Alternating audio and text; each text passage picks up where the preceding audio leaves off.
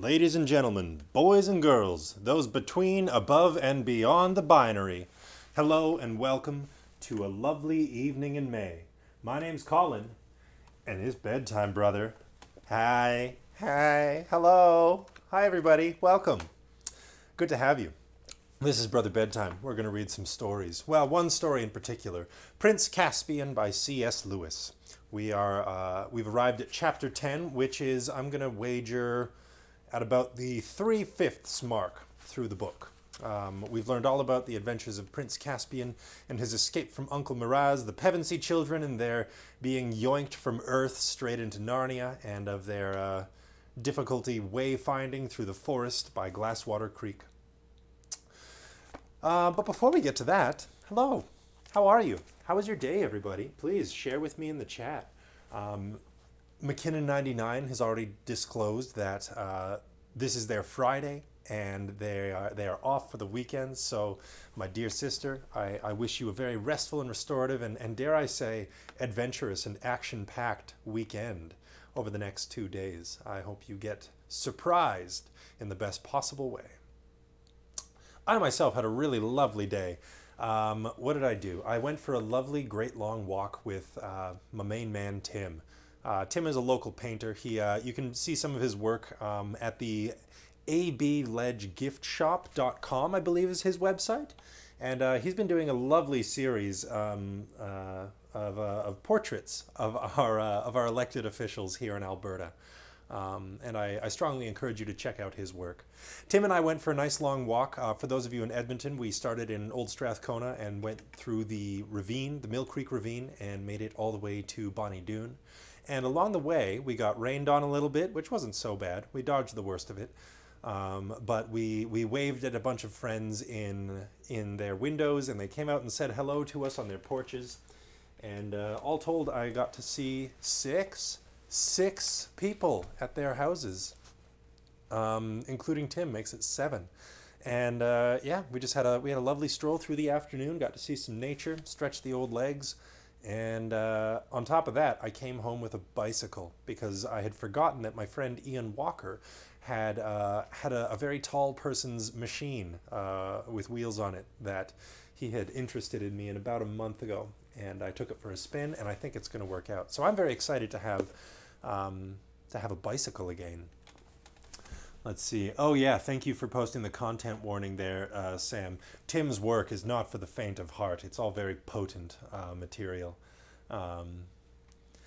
Makula, I hope he is well. Yes, the one and only Tim Makula. You know him well, Marin. He is well. He's in full Tim. He's been spending a lot of his time going on these great long walks around our city. It's a way that he's found to sort of assert some agency and autonomy. And, you know, so many of us are cooped up in our houses or our apartments or whatever right now. And it's for that, just walking, simply moving around the city using his physical body has been a great way to reconnect with a sense of, you know, ownership of the place. Not that you can own land in the true sense of the phrase, but of belonging, perhaps, is a better way of putting it. Yeah, so that was my day, and I hope that your day was also really lovely. Marin Shea says he also has a great Instagram. Oh yes, that's right, the Endless Portrait Project. Another one of Tim's endeavors has been to, I believe he set out to paint 100,000 portraits by the time he turned 55 or something like that. So he's a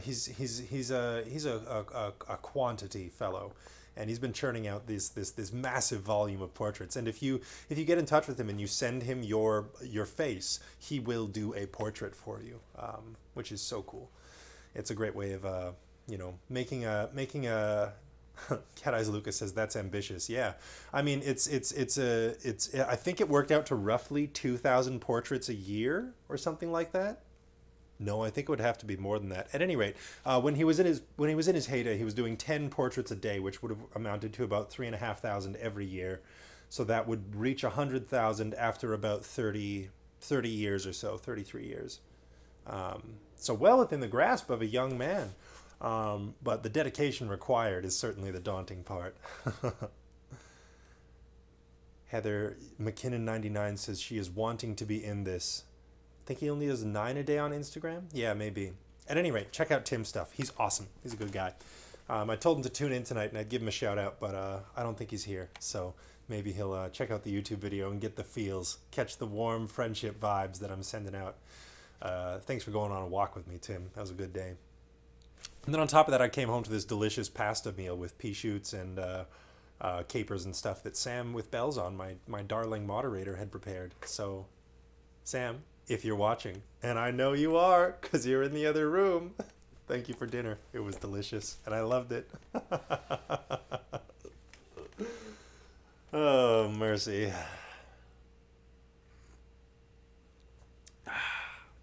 And so, I think that will suffice for the pre-show banter. When we last left our intrepid adventurers, the Pevensey children and their dear friend Trumpkin, their dear little friend Trumpkin, they had made off from the ruins of Cair Paravel up Glasswater Creek and had made their way into the dense woods in an attempt to reach the Rush, which is the great river that runs through Narnia. And they were hoping to follow that up to Aslan's How and unite with Caspian's forces and, you know, eventually save the day. That is the ultimate goal of our Pevensey children, who are acting more and more kingly and queenly all the time. Lucy snuck off after a fit of youngest child's sleeplessness and very nearly conjured the trees back into waking. Their corporeal forms of naiads and dryads almost came awake, but it wasn't quite meant to be. The timing was wrong or the phrasing was wrong. Whatever the reason, the trees remained trees instead of ents. When they woke up after that, they went on a nice long walk like I did. However, unlike me, they got super lost and turned around. At which point Lucy swears that she saw Aslan, the Mr. Big Cat, Jesus Cat himself. For those that aren't aware, the whole Chronicles of the Narnia series is a pretty blunt allegory for a few Christian themes. But she swears she saw Aslan in the direction that nobody else wanted to go except for Edmund, who had some very guilty feelings that he wished to assuage by agreeing with his youngest sibling for once. Nevertheless, reason prevailed, and Peter, Susan, and Trumpkin all voted to go downstream to try and catch up with the river that way instead of trying to go around and ford it by going upstream. And so, we begin with Chapter 10, The Return of the Lion. Oh, now you see why I didn't want to tell you the chapter title. To keep along the edge of the gorge was not so easy as it had looked. Before they had gone many yards, they were confronted with young fir woods growing on the very edge, and after they had tried to go through these, stooping and pushing for about 10 minutes, they realized that, in there, it would take them an hour to do half a mile. So they came back out and again decided to go round the fir wood. This took them much farther to their right than they wanted to go, far out of sight of the cliffs and out of sound of the river, till they began to be afraid that they had lost it altogether. Nobody knew the time, but it was getting to be the hottest part of the day. When they were able at last to go back to the edge of the gorge, nearly a mile below the point from which they had started, they found the cliffs on their side of it a good deal lower and more broken. Soon they found a way down into the gorge and continued the journey at the river's edge. But first they had a rest and a long drink. No one was talking any more about breakfast, or even dinner, with Caspian. They may have been wise to stick to the rush instead of going along the top. It kept them sure of their direction, and ever since the fir wood they had all been afraid of being forced too far out of their course and losing themselves in the wood. It was an old and pathless forest, and you could not keep anything like a straight course in it. Patches of hopeless brambles, fallen trees, boggy places, and dense undergrowth would be always getting in your way. But the gorge of the Rush was not at all a nice place for traveling either. I mean, it was not a nice place for people in a hurry. For an afternoon's ramble ending in a picnic tea, it would have been delightful. It had everything you could want on an occasion of that sort. Rumbling waterfalls, silver cascades, deep amber-colored pools, mossy rocks, and deep moss on the banks in which you could sink over your ankles. Every kind of fern, jewel-like dragonflies, sometimes a hawk overhead, and once, Peter and Trumpkin both thought, an eagle. But of course what the children and the dwarf wanted to see as soon as possible was the great river below them, and Baruna, and the way to Aslan's How. Here is a little rendition of one of the hawks that the Pevensey children supposedly spied on their journey along the banks of the Rush.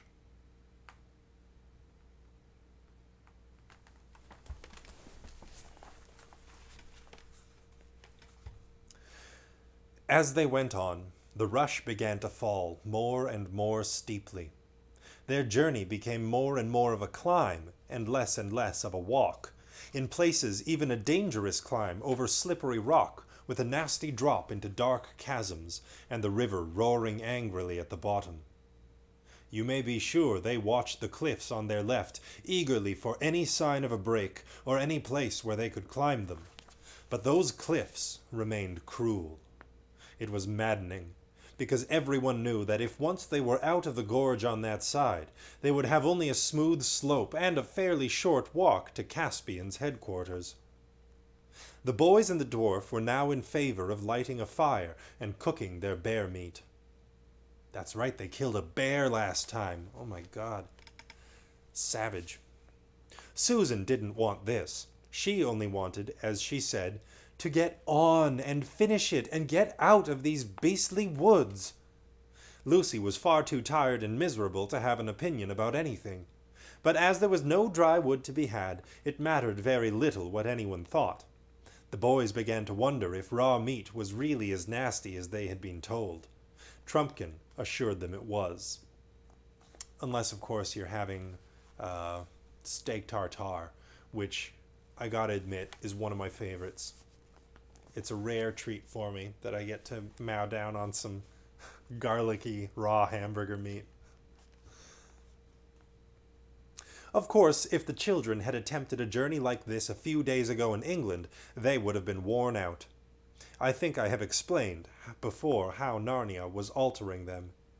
Even Lucy was by now, so to speak, only 1/3 of a little girl going to boarding school for the first time, and 2/3 of Queen Lucy of Narnia.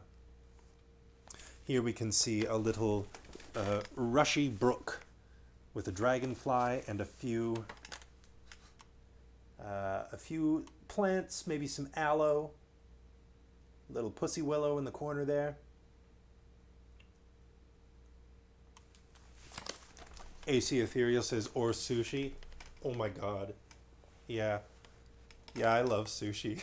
I love sushi so much. Tuna belly, specifically toro, the good stuff, is my favorite. I love sashimi. Oof. I'm a sucker for a good raw fish. And ramen too. Oh, don't get me started on Japanese cuisine. We were just talking about this the other day. I love Japanese cuisine. It's so tasty. At last, said Susan. Oh, hooray, said Peter. AC Ethereal says, I love Dragon Eye. What on earth is Dragon Eye? What's Dragon Eye, Ethereal? What is it? Is it like a roll? Because I've had Black Dragon sushi. I'm sorry, everybody. We're going to pause the story. This is important. I need to know what Dragon Eye is. Dragon Eye roll. I really like the Black Dragon roll with, it comes with unagi, a bit of barbecued eel. Tempura to boot. Oh, it's a salmon-style roll. Amazing. Oh my God. We just had some delicious pasta, and already I'm like, but what about second dinner? Goodness. Yeah, that sounds delicious, Ethereal. Spicy sauce. Oh, yes, please. Yes, please. My goodness.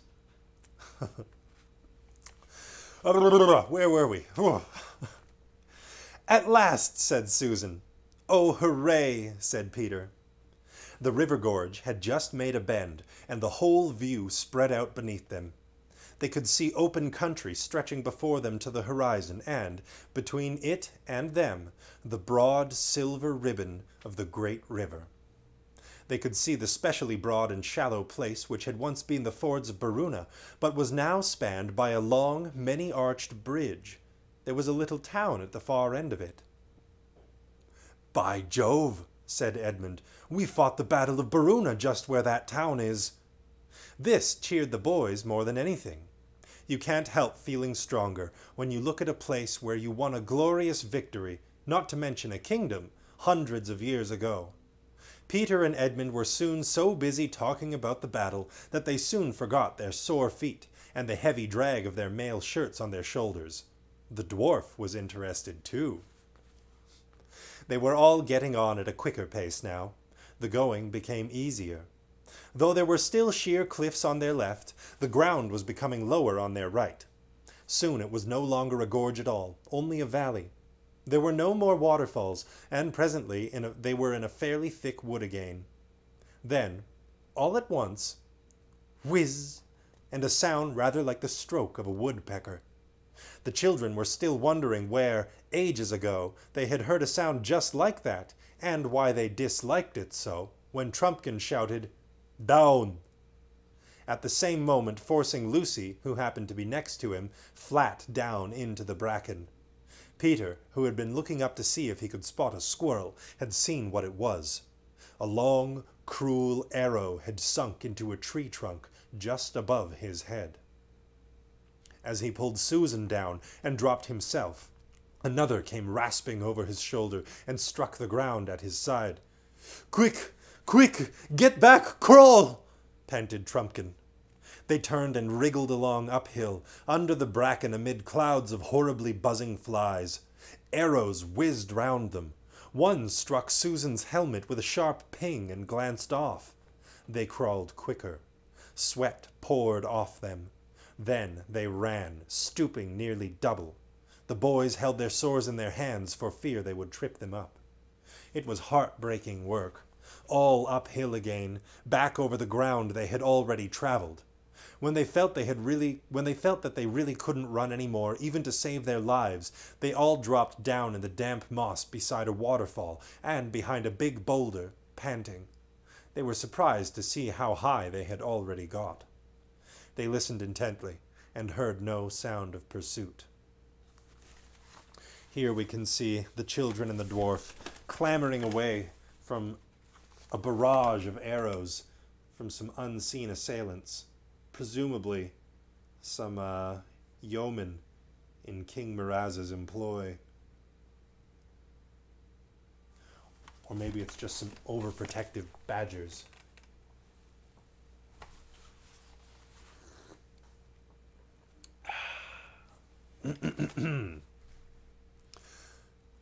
"So that's all right," said Trumpkin, drawing a deep breath. "They're not searching the wood. Only sentries, I expect. But it means that Miraz has an outpost down there. Bottles and battledores, though it was a near thing." "I ought to have my head smacked for bringing us this way at all," said Peter. "On the contrary, your majesty," said the dwarf. "For one thing, it wasn't you. It was your royal brother, King Edmund, who first suggested going by Glasswater." "I'm afraid the DLF's right," said Edmund, who had quite honestly forgotten this ever since things began going wrong. "And for another," continued Trumpkin, "if we'd gone my way, we'd have walked straight into that new outpost, most likely, or at least had just the same trouble avoiding it. I think this Glasswater route has turned out for the best." "A blessing in disguise," said Susan. "Some disguise," said Edmund. "I suppose we'll have to go right up the gorge again now," said Lucy. "Lou, you're a hero," said Peter. "That's the nearest you've got today to saying, 'I told you so.' Let's get on." "And as soon as we're well up into the forest," said Trumpkin, "whatever anyone says, I'm going to light a fire and cook supper. But we must get well away from here." There is no need to describe how they toiled back up the gorge. It was pretty hard work, but oddly enough, everyone felt more cheerful. They were getting their second wind, and the word supper had had a wonderful effect. Just like on me a few minutes ago. They reached the fir wood which had caused them so much trouble while it was still daylight, and bivouacked in a hollow just above it. It was tedious gathering the firewood, but it was grand when the fire blazed up, and they began producing the damp and smeary parcels of bear meat, which would have been so very unattractive to anyone who had spent the day indoors. The dwarf had splendid ideas about cookery. Each apple, they still had a few of these, was wrapped up in bear's meat, as if it was to be an apple dumpling with meat instead of pastry, only much thicker, and roasted on a sharp stick, and spiked on a sharp stick and then roasted. And the juice of the apple worked all through the meat, like applesauce with roast pork. Bear that has lived too much on other animals is not very nice, but bear that has had plenty of honey and fruit is excellent, and this turned out to be that sort of bear. It was a truly glorious meal, and, of course, no washing up. Only lying back and watching the smoke from Trumpkin's pipe and stretching one's tired legs and chatting. Everyone felt quite hopeful now about finding King Caspian tomorrow and defeating Miraz in a few days. It may not have been sensible of them to feel like this, but they did. They dropped off to sleep, one by one, but all pretty quickly. Lucy woke out of the deepest sleep you can imagine, with the feeling that the voice she liked best in the world had been calling her name. She thought at first it was her father's voice, but that did not seem quite right. Then she thought it was Peter's voice, but that did not seem to fit either. She did not want to get up, not because she was still tired. On the contrary, she was wonderfully rested, and all the aches had gone from her bones, but because she felt so extremely happy and comfortable. She was looking straight up at the Narnian moon, which is larger than ours, and at the starry sky, for the place where they had bivouacked was comparatively open. "Lucy," came the call again, neither her father's voice nor Peter's. She sat up, trembling with excitement, but not with fear. The moon was so bright that the whole forest landscape around her was almost as clear as day, though it looked wilder. Behind her was the fir wood. Away to her right, the jagged cliff tops on the far side of the gorge. Straight ahead, open grass to where a glade of trees began about a bow shot away. Lucy looked very hard at the trees of that glade. "Why, I do believe they're moving," she said to herself. "They're walking about." She got up, her heart beating wildly, and walked toward them. There was certainly a noise in the glade, a noise such as trees make in a high wind, though there was no wind tonight. It was not exactly yet an ordinary tree noise either. Lucy felt there was a tune in it, but she could not catch the tune any more than she had been able to catch the words when the trees had so nearly talked to her the night before. But there was, at least, a lilt. She felt her own feet wanting to dance as she got nearer. And now there was no doubt that the trees were really moving in and out through one another as if in a complicated country dance. And I suppose, thought Lucy, when trees dance, it must be a very, very country dance indeed. Oh, Lucy, what a cracker. She was almost among them now. The first tree she looked at seemed at first glance to be not a tree at all, but a huge man with a shaggy beard and great bushes of hair. All in all, he was a very handsome tree, a very compelling and attractive tree, with all of his hair. She was not frightened. She had seen such things before. But when she looked again, he was only a tree, though he was still moving. You couldn't see whether he had feet or roots, of course, because when trees move, they don't walk on the surface of the earth. They wade in it, as we do in water. The same thing happened with every tree she looked at. At one moment they seemed to be the friendly, loving giant and giantess forms which the tree people put on when some good magic has called them into full life. Next moment they all looked like trees again. But when they looked like trees, it was like strangely human trees. And when they looked like people, it was like strangely branchy and leafy people.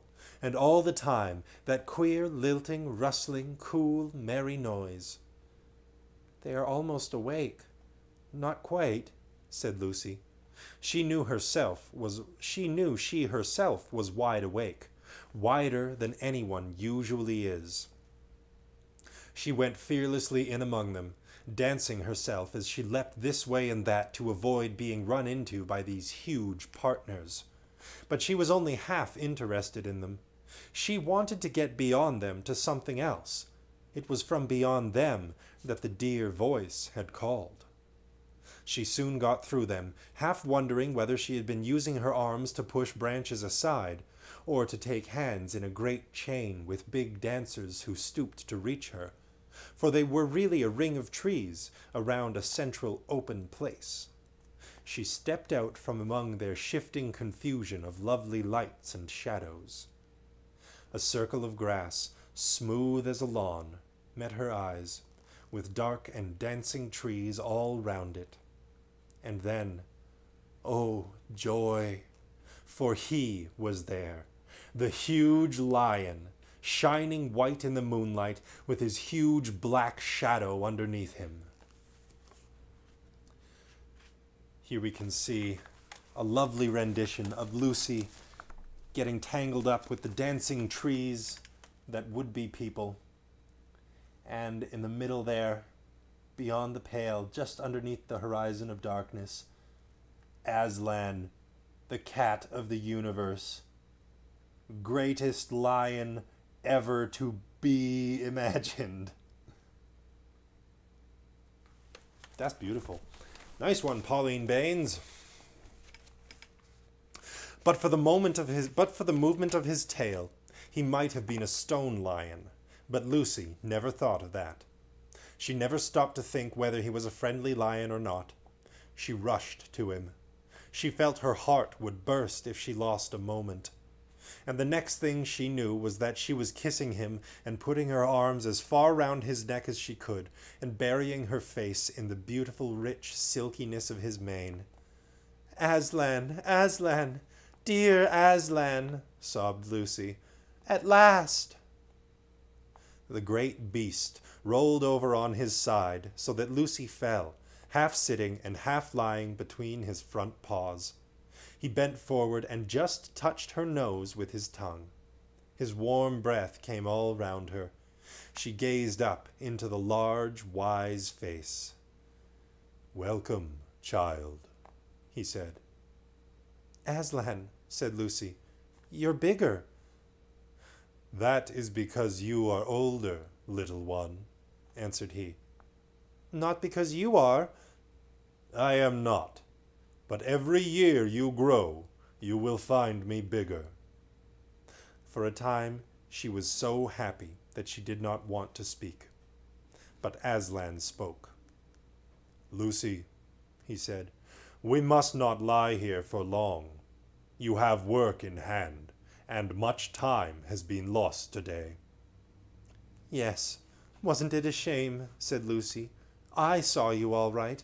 They wouldn't believe me. They're all so—" From somewhere deep inside Aslan's body there came the faintest suggestion of a growl.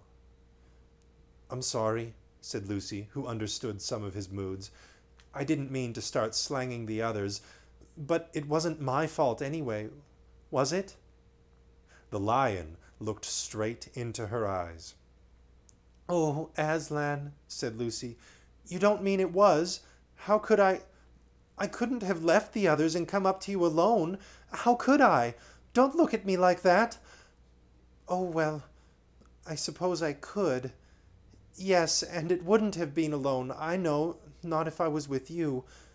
But what would have been the good? Aslan said nothing.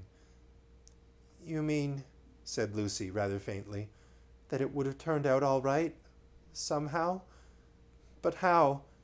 Please, Aslan, am I not to know? To know what would have happened, child, said Aslan.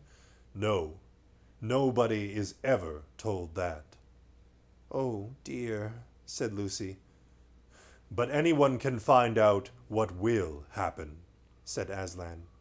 If you go back to the others now, and wake them up, and tell them you have seen me again, and that you must all get up at once and follow me, what will happen?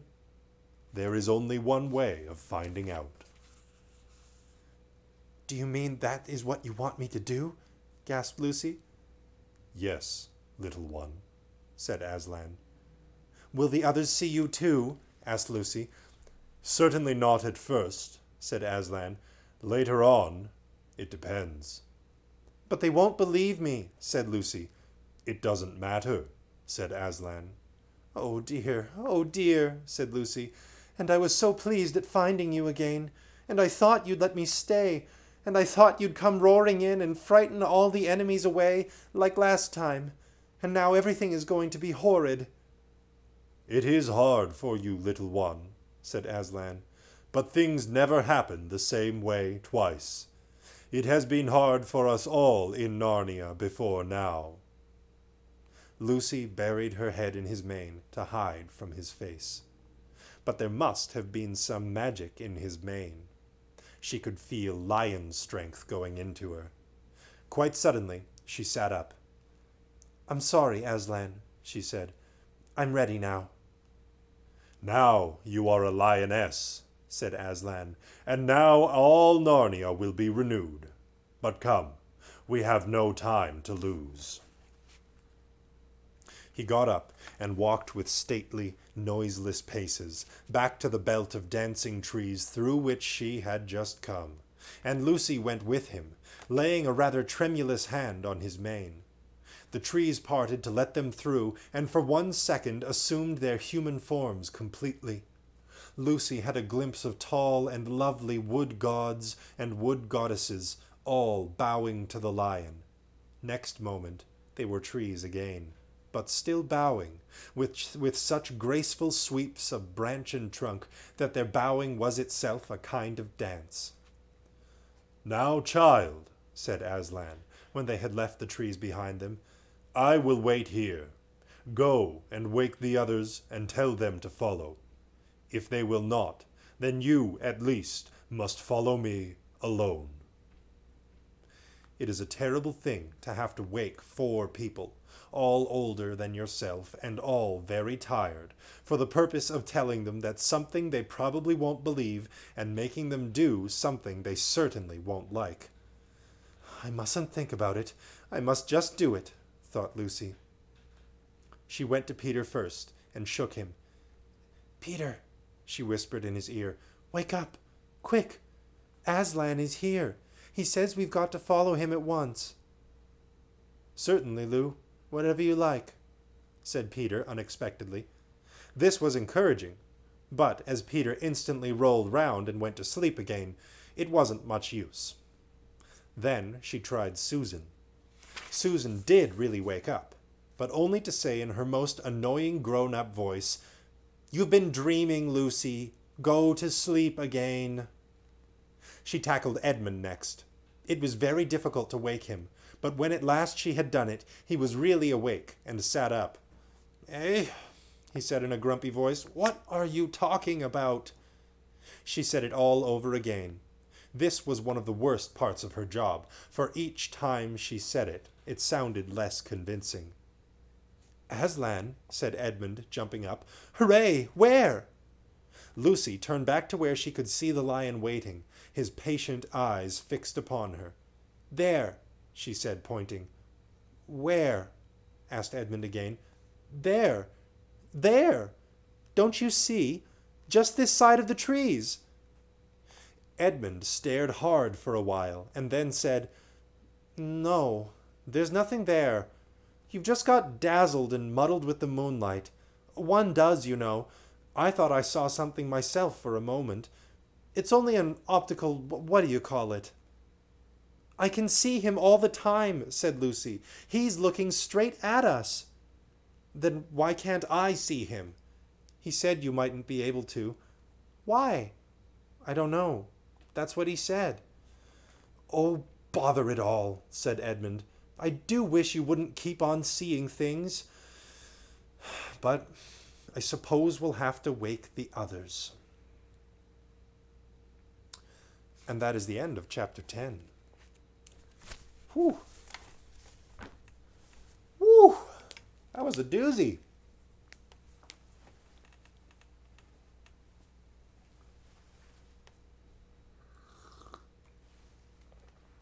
Oh, marvelous. They did the thing. You said it, Ethereal. They did the thing. They saw the lion. And this is great. I feel like this is probably C.S. Lewis's device to, hint at, remaining faithful in the staunch denial and disbelief of one's friends and family and all of that. A very admirable quality as far as Christianity is concerned. The magic of it is really compelling to me. I'm really enjoying the descriptions of the wood gods and wood goddesses as well. I really like tree people and living, intelligent plant life as a sort of trope in fantasy. We've been doing some gardening, and I think that it's giving me a mild appreciation for the intelligence of plants. Have you ever seen a seed? It's incredible. They turn into plants. You just put them in the dirt and they know. They figure it out. It blows my mind. Mulric, you were a little bit late. That's totally fine. I'm glad you enjoyed that last little bit that you did catch. Oh, yeah. Plants. My God. Trees are incredible. We've got 2 towering poplars outside of our bedroom window that whenever the wind kicks up, spend all night trying to get in and wake us up and brush our faces with their lovely leaves. But it's wild to think of how deep the roots of some of the bigger trees out there run. I've heard it said that they're basically a mirror of whatever shape the tree takes. Same with humans. Indeed, human roots, they run deep too. How do you beat your heart? How do you gall your bladder?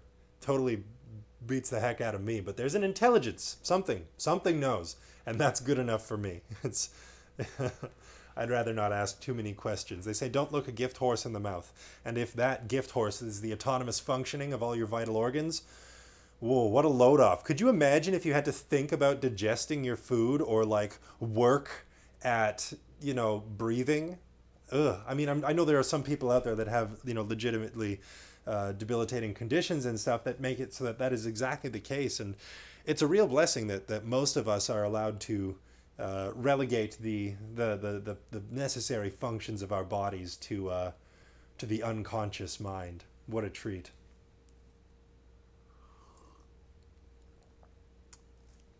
Oh, what a nice description of the nails on chalkboard on the window. Yeah, the trees are very insistent about trying to get into the bedroom.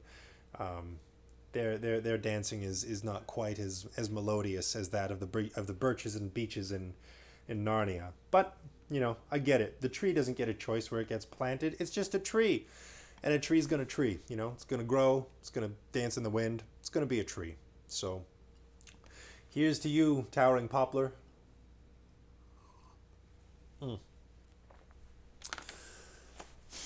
They must smell nice too. Yeah, they do smell nice. All cells just know. Cells can differentiate between being a liver or being a poplar tree.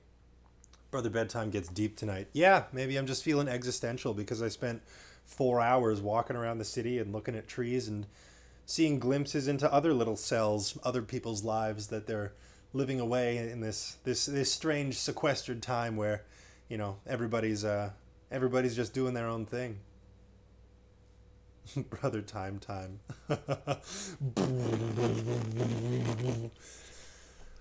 That was the sound of time, in case you weren't aware. Well, everybody, this has been fun. I hope you have a lovely evening. Thank you so much for tuning in.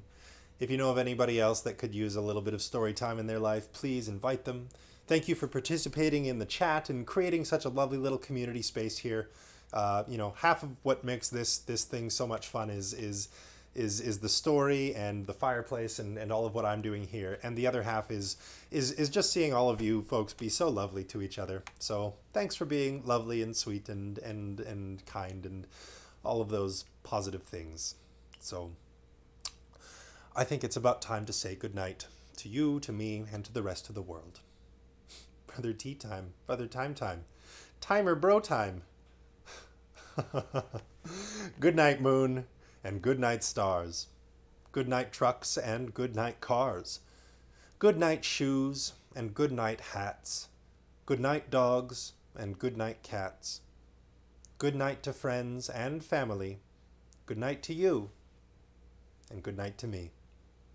Sweet dreams, everybody.